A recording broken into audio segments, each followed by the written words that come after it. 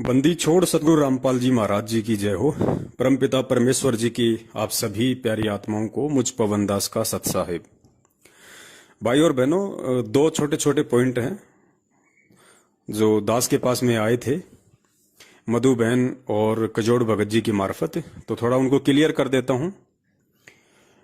सबसे पहले तो मधु बहन के पास में बहुत सारे ऐसे फोन आए हमारी माता और बहनों के, जो ये कह रही थी कि भाई जैसे पवन भगत जी ने सोना पहनने के लिए मना किया है, तो हम पहने या ना पहने, या थोड़ा बहुत पहन सकते हैं क्या, नाक में थोड़ा बहुत पहन लें क्या, पैरों में थोड़ा बहुत पहन ले क्या, क्योंकि हमारे परिवार वाले विरोध करते हैं, समाज में लोग कहते हैं तुम्हें क्या हो गया। बहुत सारे उन्होंने रीजन बताए। तो सबसे पहले तो उन सभी माता और बहनों से मेरी हाथ जोड़ के ये गुजारिश है, ये प्रार्थना है कि जब आप लाइव प्रोग्राम देखती हैं या मुझदास को जब परमात्मा निमित्त बनाते हैं कोई भी ऑडियो वीडियो या संदेशा देने के लिए, तो आप उसको ध्यान से सुना कीजिए। हर बार मेरी यही प्रार्थना होती है कि दास केवल निमित्त मात्र है, दास के केवल जिव्या काम करती है, बाकी शब्द, ज्ञान, प्रेरणा सब कुछ परमपिता परमेश्वर सतगुरु रामपाल जी महाराज जी का होता है। तो मैंने कभी किसी को नहीं कहा और ना मैं कभी किसी को कहूंगा कि आप सोना पहनो या ना पहनो। गुरुदेव का जो विधान है, गुरुदेव का जो सत्संग रूपी आदेश है, भक्ति मार्ग में क्या सही है क्या गलत है, जो गुरुदेव ऑलरेडी बता चुके हैं, दास केवल उन्हीं विषय के ऊपर आप जी को आगाह करता है। इसके अलावा मेरा मनमाना आचरण बिल्कुल नहीं होता है। अगर आपको गुरु जी का ज्ञान समझ में आ गया है, ये मार्ग समझ में आ गया है, वास्तव में आप अपने आत्म कल्याण के लिए भक्ति कर रहे हैं, तो फिर आपने इन सभी चीजों को फॉलो करना पड़ेगा। फिर चाहे समाज हो, चाहे रिश्तेदार हो, या फिर चाहे घर में किसी प्रकार की कोई दिक्कत हो, कोई आपत्ति हो, उनका समाधान भी आपने अपनी परिस्थितियों के अनुसार स्वयं ही खोजना पड़ेगा। लेकिन यहां यह कहना कि पवन भगत जी ने कहा है, तो पुण्यात्माओं, अगर दास आपको कह दे कि ठीक है भाई आप पहन लो, नाक में पहन सकती हो, और आप पहनना शुरू कर दोगे, तो फिर गुरुजी के ज्ञान को सुनने का आपका मतलब रह क्या जाएगा? फिर गुरुजी का भक्ति मार्ग में महत्व रह क्या जाएगा? फिर तो वही बात हो गई कि आसमान से गिरे और खजूर पे अटके। पहले सतलोक आश्रम मैनेजमेंट हरियाणा अपनी मनमानी, अपने तानाशाही आदेश, अपने झूठे फरमान आप लोगों पे जबरदस्ती थोप रहा था, और वो यही चाहता था कि संगत हमारी गुलाम बन के रहे। संगत गुरु की दास नहीं बल्कि हमारी गुलाम बन के रहे। अब धीरे धीरे परमपिता परमेश्वर जी ने दास को सद्बुद्धि देके, दास के अंदर ये प्रेरणा करके आप जियों को बहुत ही अच्छे तरीके से गुरु जी के सत्संगों को आधार बना के समझाने का प्रयास किया है। तो ये तो आपके समझ में आ जानी चाहिए थी ये बातें। फिर भी समझ में नहीं आ रही है तो भाई देखिए, पवन दास किसी को अपना दास या गुलाम नहीं बना सकता, ना मुझे किसी को अपना दास और गुलाम बनाने की आवश्यकता, क्योंकि मैं तो खुद एक दास और गुलाम की भूमिका में हूं। मुझे नरक का भागी नहीं बनना है, मुझे पाप का भागी एक व्यक्ति को भी अपने पीछे लगा के नहीं बनना है। और गलती से यदि कोई दास को कोई बहुत बड़ा मानता है या दास को एक विशेष नजरों से देखता है, तो ये उस व्यक्ति की महामूर्खता होगी।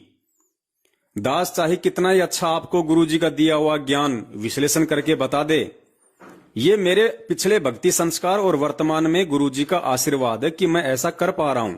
मेरा इसमें रति भर भी कोई सहयोग नहीं है। मैं तो दो कोड़ी का जीव हूं, गधे का गधा, कुत्ते का कुत्ता। अल्लाह मेहरबान तो ये पवन गधा पहलवान। तो पुण्यात्माओं, यदि आप पहले मैनेजमेंट की गुलामी में थे, आप निर्णय नहीं कर पा रहे थे क्या सही है क्या गलत है, वो आपको बंदर की तरह नंगा नाच नचा रहा था। अब दास के माध्यम से आपको परमात्मा ने उनके जाल से बाहर निकाला है। अब आप फिर यहां पे बंदर बनने का प्रयास कर रहे हैं, तो ये कोई अच्छी बात तो है नहीं। तो ये आप लोगों ने थोड़ा इन बातों पे विचार करना पड़ेगा। मैं कभी किसी को नहीं कहता, मैं केवल गुरुजी के ज्ञान को आधार बना के और आप लोगों को साथ साथ में ढेरों सबूत और गुरुजी के वीडियो रूपी प्रमाण भी दिखाता हूं, ताकि कोई ये ना सोच ले अपने मन में कि पवनदास अपनी तरफ से कह रहा है।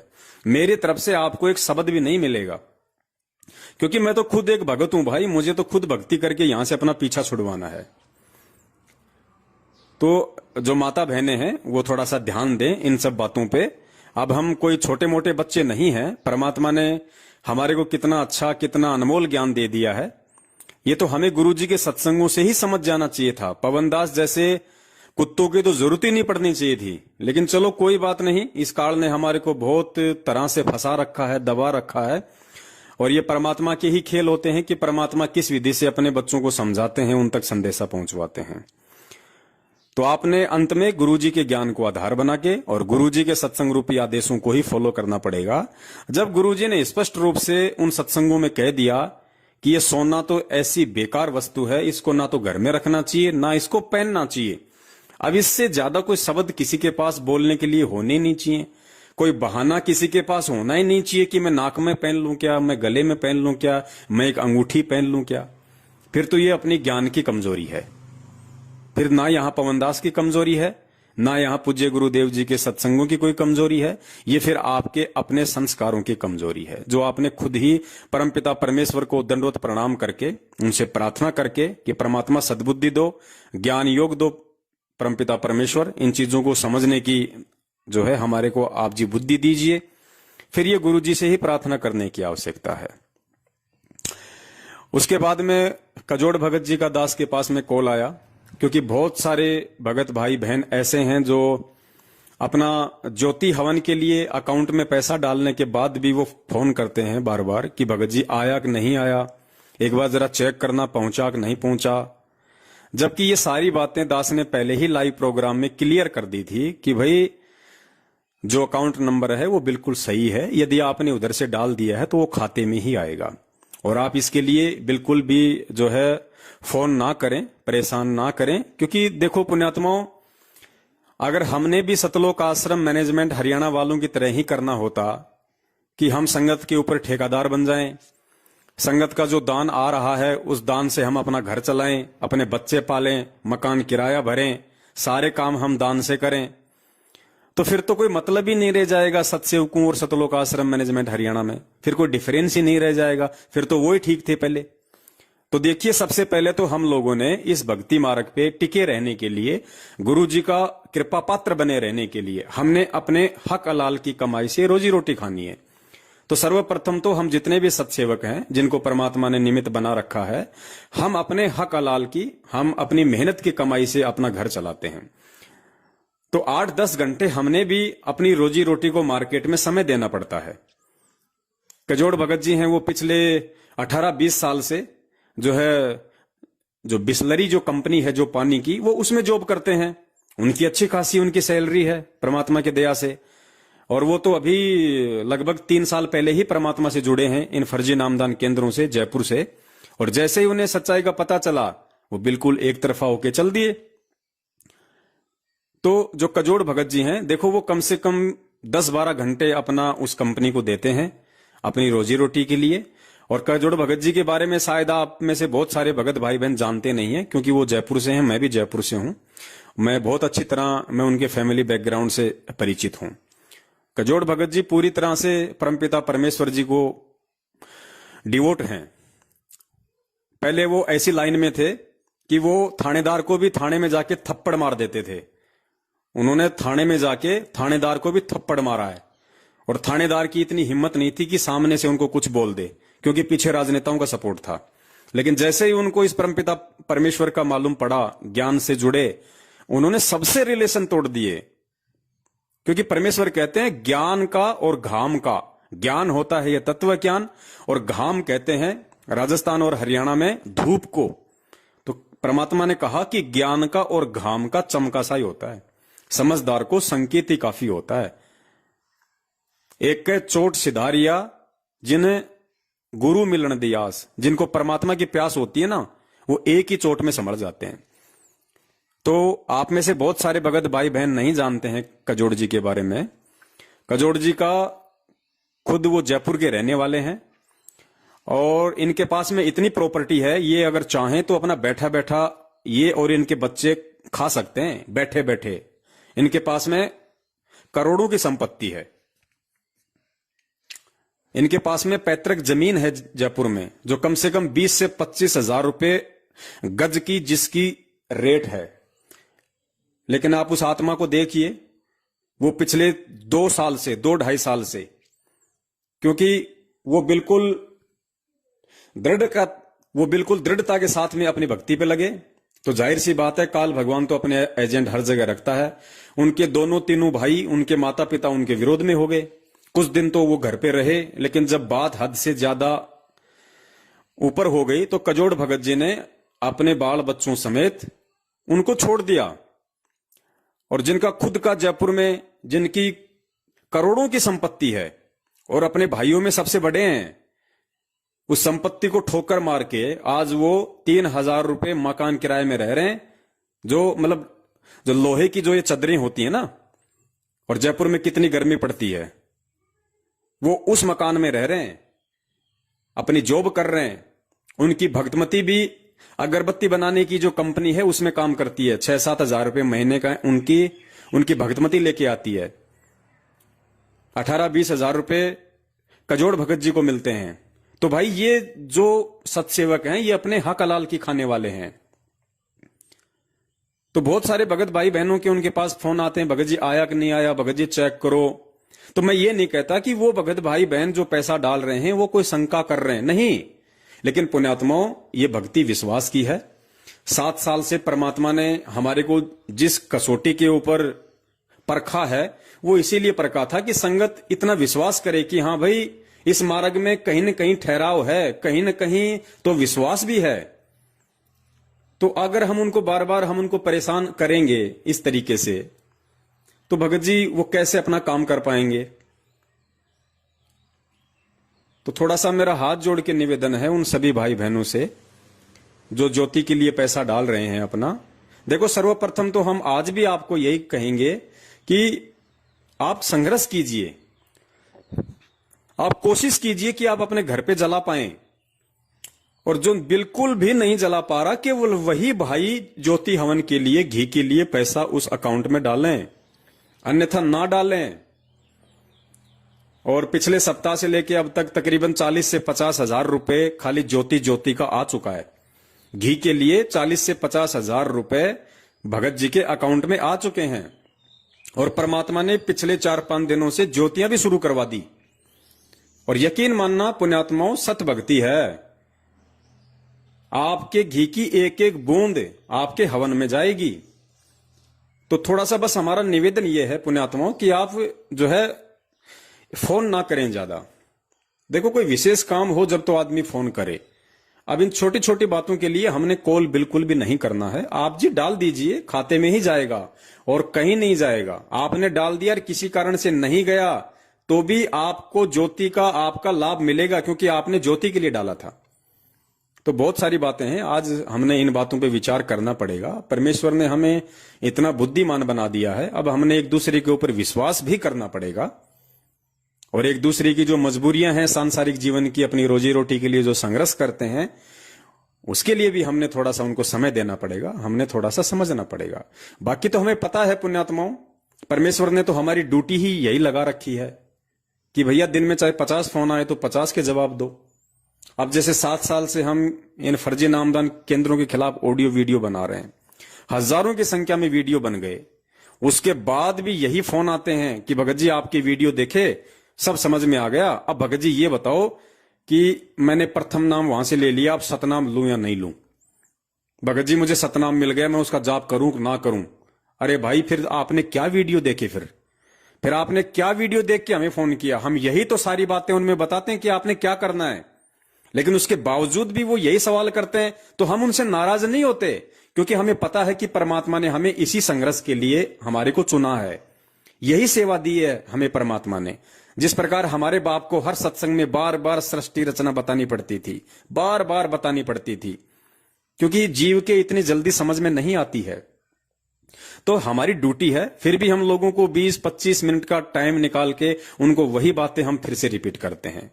तो देखिए, हम तो अपनी जो ड्यूटी है, जो हमें हमारे परमपिता परमेश्वर जी ने दी है, और हमें यकीन है, हमें विश्वास है कि हमें परमेश्वर ने खड़ा किया है। इसलिए हमारी हिम्मत है जो हम दिन में 8-8 10-10 घंटे आप लोगों से बात करते हैं, फिर उनका वीडियो बना बना के डालते हैं, उनको शेयर करते हैं, क्योंकि हमें विश्वास है कि ये ड्यूटी हमें परमेश्वर की तरफ से मिली है। तो पुण्यात्माओं, हमारे भी समय की थोड़ी बचत हो और आप लोग भी थोड़ा विश्वासी बनो, एक दूसरे को समझने का प्रयास करो, तो कहीं कोई गफलतबाजी नहीं होगी। ये तो अपने दिलो दिमाग से निकाल देना। और ऐसे ही ठीक है, होता भी है, सभी लोगों के एक बार में समझ में नहीं आ जाती है, क्योंकि जब उस परमपिता परमेश्वर के इतने अच्छे तरीके से किए गए 27 साल वाले सत्संग समझ में नहीं आए, तो हम सत्सेवकों के थोड़े दिनों का जो ये प्रयास है, संघर्ष है, इतना जल्दी कैसे समझ में आ सकता है। लेकिन फिर भी आएगा। हमें कोशिश करती रहनी है, हमें समझाने की और आप सभी भाई बहनों ने समझने की। तो इस तरीके से है ना, आप सभी थोड़ा प्यार प्रेम से और एक दूसरे की भावनाओं को समझिए, एक दूसरे की अपनी घरेलू परिस्थितियों को समझिए, और हमें इस तरीके से पुण्यात्माओं इस मार्ग पे हमें चलना है। तो आप बिल्कुल निश्चिंत रहिए, आपका पैसा आपके खाते में ही आएगा। और अभी 1-2 दिन में कोई दूसरा खाता जो है भगत जी खुलवा रहे हैं, क्योंकि जिस खाते में आप जी ने जो पैसा डाला है भाइयों ने बहनों ने, वो उनका सैलरी अकाउंट है। इसलिए अब भगत जी एक दूसरा खाता खुलवा रहे हैं, उसमें केवल ज्योति का ही आएगा पैसा। तो अभी फिलहाल जो भगत भाई बहन ये ऑडियो सुन रहे हैं, अभी वो ज्योति का पैसा उस खाते में फिलहाल बिल्कुल भी ना डालें। अभी आप कुछ दिन आप रुक जाइए, उसके बाद में जैसे हम लाइव आएंगे एक नया खाता नंबर आपको देंगे, आपने केवल उसके बाद उसी खाते में आपने आगे से पैसा डालना है। और बाकी जो आपका जो दान का पैसा था, आपका जो 10वें अंश का पैसा था, वो तकरीबन 8 से 10 लाख रुपए के आसपास हमारे पास में आ चुकी हैं। उसकी एंट्री 8 से 10 लाख रुपए की एंट्री हमारे पास में आ चुकी है। तो हर एक चीज का पूरा हिसाब रहेगा, कहीं कोई दिक्कत नहीं है। ये सत का मार्ग है पुण्यात्माओं। बहुत लूट खसोट हो चुकी है इस मार्ग में, लेकिन अब आगे नहीं होगी। अब परमेश्वर ने अपने वो सत्सेवक खड़े कर दिए जो खुद तो भूखे सो सकते हैं, लेकिन उस परमेश्वर के बच्चों के दान का 1 रुपया भी नहीं खा सकते। उनके लिए जहर होगा, जहर। तब वो सेवादार, अब वही सेना बनेगी। परमेश्वर के ऐसे ही बच्चे आगे अब होंगे तैयार, जो विश्वासी होंगे, जो बिल्कुल दृढ़ होंगे, और उन्हीं से फिर परमात्मा का ये मार्ग चलेगा आगे। आज से पहले ये जितने भी लोग थे मैनेजमेंट वाले, ये तो कूड़ा करकट था, गंदगी थी, जिससे खुद वो परमात्मा दुखी था आश्रम में। बरवाला कांड के बाद में कितना परमात्मा ने मजबूरन देश दुनिया के सामने बोलना पड़ा कि आश्रम में गंदे काम होते थे, लेकिन मैंने नहीं किए, ये सेवादार और समिति वालों ने किए। सीधे स्टेटमेंट आ रहे हैं उस परमपिता परमेश्वर जी के। ये राष्ट्रीय समाज सेवा समिति मेरी नहीं है, मैंने कोई गुंडे नहीं बनाए, मुझे भी आश्रम में रोक के रखा हुआ था। खुद उस परमात्मा को मजबूरन सारी बातें बोलनी पड़ी। तो ये कितनी बड़ी गंदगी आश्रम में जमा हो चुकी थी, और इस मार्ग को अगर आगे साफ सुथरे तरीके से चलाना, तो परमात्मा ने इस गंदगी को सार्वजनिक करना जरूरी था, ताकि इसकी बदबू से पूरा भगत समाज सावधान हो जाए और इनसे बच के चले। और उसी की ये प्रोसीजर चल रही है। अब इस गंदगी में से ही उस परमात्मा ने कुछ अपने हीरे मोतीलाल साइड में किए हैं, जो सत्सेवकों के रूप में हैं। तो अब आपको धोखा नहीं मिलेगा, अब आपको किसी भी प्रकार का जो है जालसाजी नहीं मिलेगी। जिन्होंने करनी थी उन्होंने कर ली।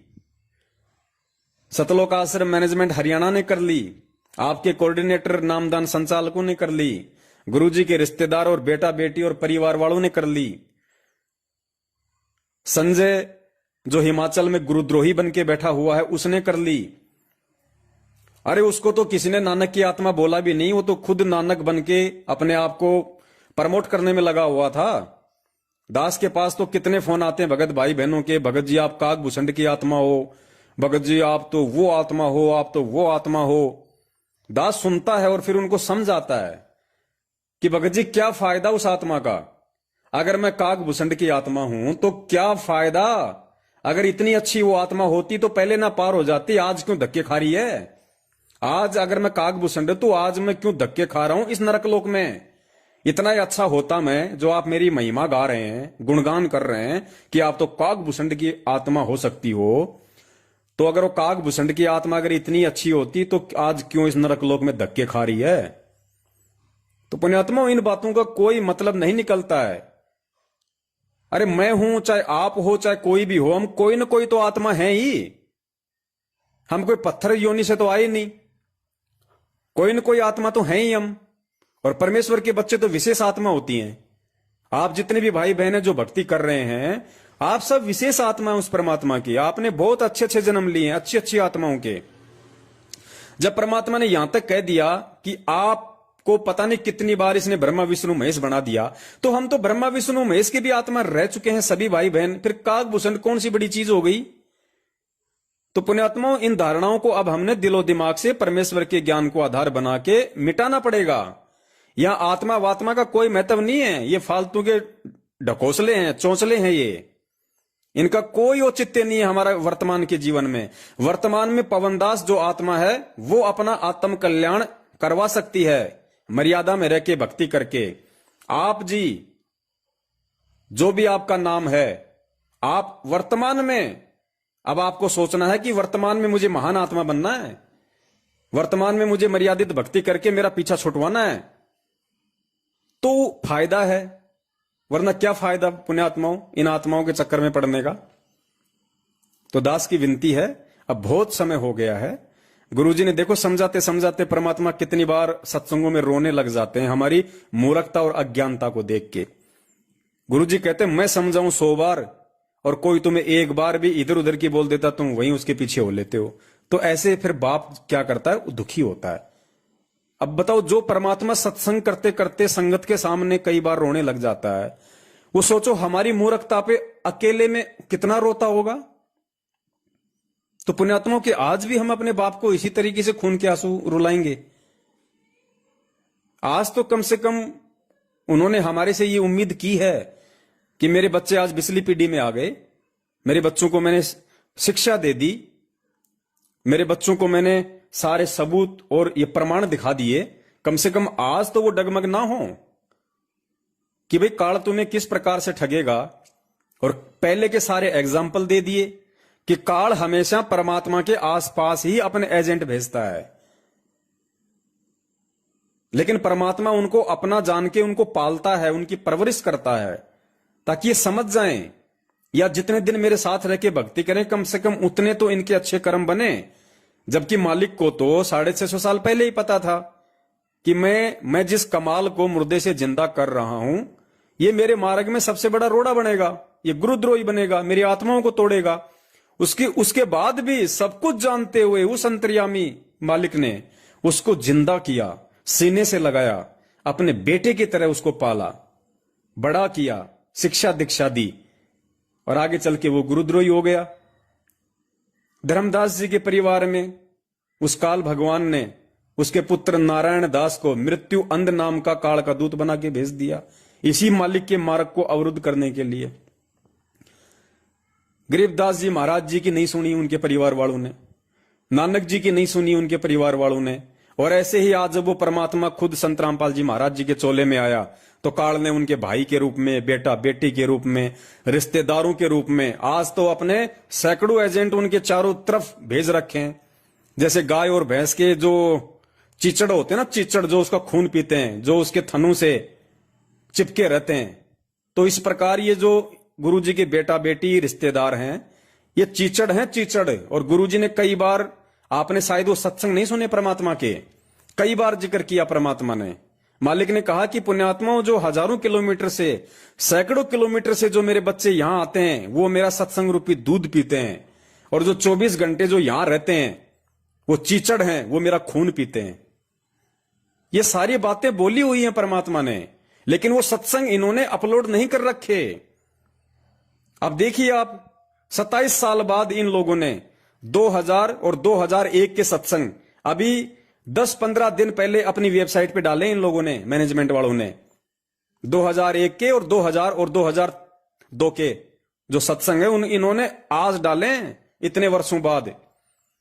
तो जो सत्संग थे जो इस प्रकार के, जिसमें परमात्मा ने खुल के इशारा किया हुआ है इन लोगों के विषय में संगत को समझाने के लिए, वो सत्संग इन्होंने डाले नहीं।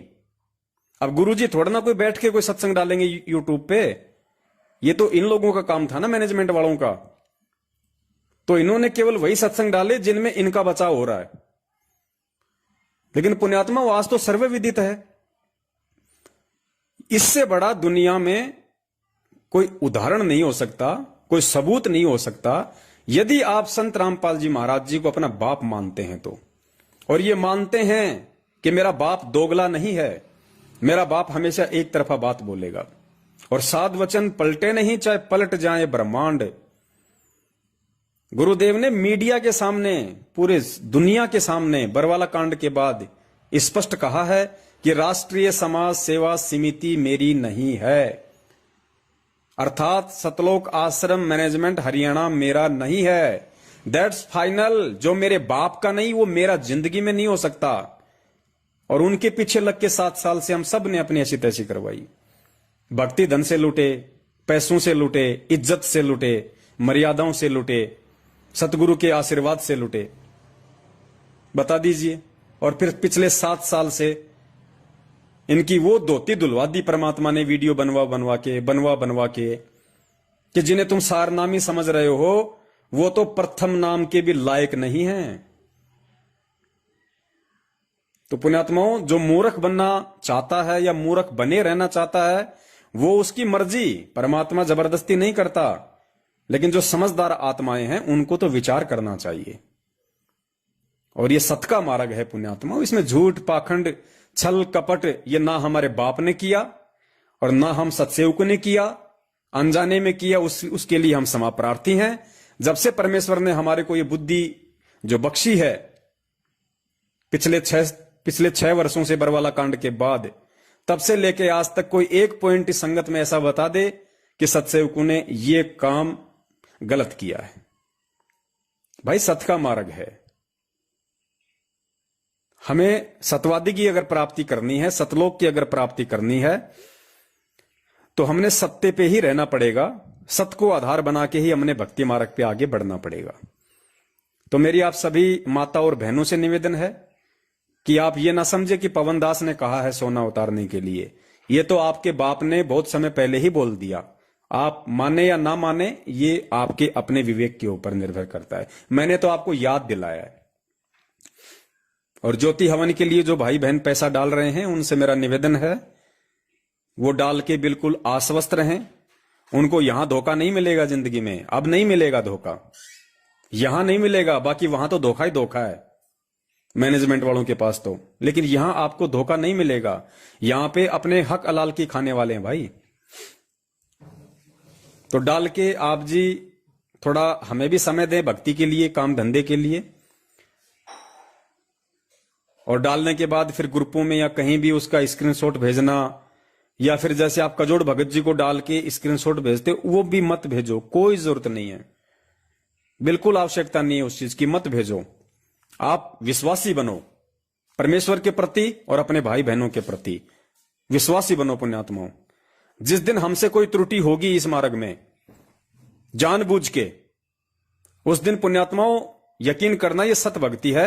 ऑटोमेटिक परमात्मा आप लोगों के अंदर प्रेरणा कर देगा कि अब इनसे दूर हट जाओ, ऑटोमेटिक कर देगा, क्योंकि ये सत भक्ति है भाई। ये आत्मा का साथी है परमात्मा। अगर आप भक्ति कर रहे हो आपको डगमग नहीं होने देगा, फिर आपको ठगी का शिकार नहीं होने देगा। अब आज से पहले हम मैनेजमेंट के हाथों ठगी का शिकार हो रहे थे क्योंकि हम खुद ही मर्यादा में नहीं थे, हम खुद ही अपने गुरु को परमात्मा नहीं मान रहे थे। लेकिन जब आज हम इस ज्ञान आधार से गुरु को परमेश्वर और मर्यादाओं में चलेंगे तो परमात्मा कदम कदम पे हमारी रक्षा करेगा, हमको आगाह करेगा। तो निश्चिंत रहना पुण्यात्माओं, यहां आपको धोखा नहीं मिलेगा। अगर धोखा करना होता तो सन 2015 में इस पूरे विश्व में जो दूसरा नामदान केंद्र खुला था वो मुझ पवन दास के घर पे खुला था। ठगना होता तो मैं नामदान केंद्र नहीं छोड़ता, अपनी मर्जी से मैंने नामदान केंद्र छोड़ा है। वरना आज मैं भी स्कॉर्पियो में घूमता आप लोगों को ठग के। लेकिन नहीं भैया, ये गोबर नहीं खाना हमें परमेश्वर ने 56 भोग दे दिए भक्ति रूपी। ये माया रूपी गोबर नहीं खाना हमारे को। तो विश्वास रखो, हम सब के साथ परमात्मा है, हम सब गुरुदेव के नक्शे कदम पे चलने वाले हैं, हम सत्य के पुजारी हैं। और अब हमने अपने परमपिता परमेश्वर को किसी भी तरह से कोई भी नादानी करके दुखी नहीं करना, परेशान नहीं करना। बाकी साथ संगति से आप जी जुड़े रहिए, लाइव प्रोग्राम जो है आप उनसे जुड़े रहिए। और बहुत जल्दी ही परमपिता परमेश्वर के आशीर्वाद से हमारी एक वेबसाइट बनने जा रही है, हम उस पर भी सारे वीडियो अपलोड करेंगे बहुत ही अच्छे तरीके से। 4-5 भागों में हम वीडियो को डिवाइड करेंगे।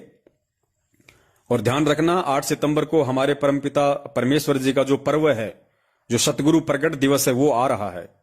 हमने ये 24 जून को अब भूल के भी ये कबीर प्रकट दिवस नहीं मनाना। परमेश्वर कहते हैं छोड़ देने पछलियों की रीत सतगुरु तारेंगे। कबीर जी 650 साल पहले हुए थे भैया।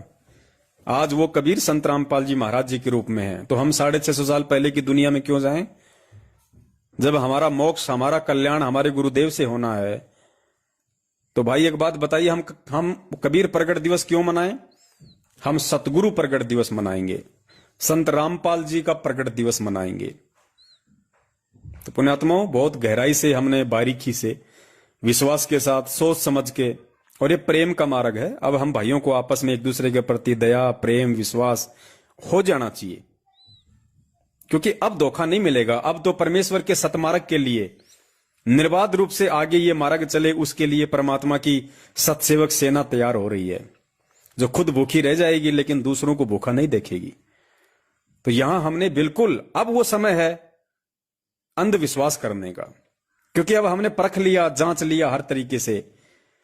क्योंकि जब 7 साल से वो परमात्मा ऐसी भिखारी वाली हालत में हमारे को सत्य के ऊपर टिका के रख सकता है, इतना संघर्ष इन सतलोक आश्रम मैनेजमेंट हरियाणा के सारनामी गुंडों के साथ में, ऐसी स्थिति में, दारिद्र वाली स्थिति में हमसे करवा सकता है।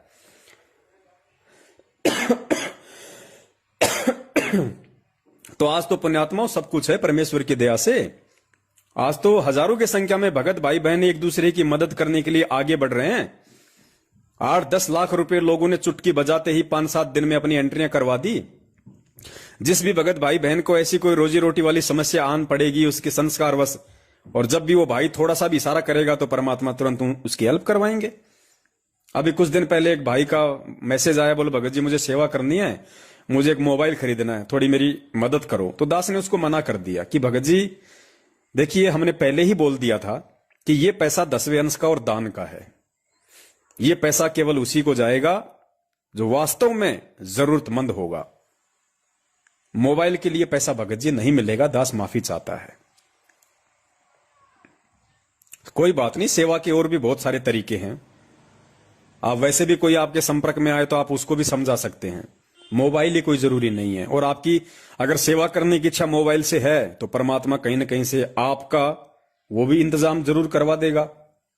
लेकिन ऐसे नहीं, फिर कोई कल को कहेगा भगत जी मैं जा जाके दूर दूर के भक्तों को समझाना चाहता हूं, मेरे पास मोटरसाइकिल नहीं है। तो ऐसा नहीं होता भाई। अब हमने गलतियां नहीं करनी। परमात्मा के बच्चों ने ज्ञान आधार से अगर हम कुछ एक सत्सेवकों पे विश्वास किया है, जिनको परमात्मा ने निमित्त बना के आगे खड़ा किया है, तो हम वो गलतियां नहीं कर सकते। अब हम उन भाई बहनों का पैसा नहीं मान रहे। ये पैसा परमपिता परमेश्वर जी का है, जिसका एक एक रुपया सदुपयोग होना चाहिए। नहीं तो रखा रहेगा उनके पास, कोई दिक्कत नहीं है। जब गुरुजी आएंगे तो गुरुजी के हाथ में चले जाएंगे। ज्योति का जितना पैसा अकाउंट में आ रहा है, जितनी हम जला पाएंगे उतनी हम जला देंगे। और जैसे गुरुजी आ गए तो उस अकाउंट में जितना भी पैसा होगा, 1 लाख, 2 लाख, 5 लाख, तुरंत परमपिता परमेश्वर के हाथों में। इसलिए अब आप जियों ने बहुत सोच समझ के और विश्वास करके आगे बढ़ना है, और समझिए एक दूसरे भाई बहन की परिस्थिति को। और बस दास इससे ज्यादा क्या कहे, आप जी समझदार हैं। सत साहिब, जय हो बंदी छोड़ के।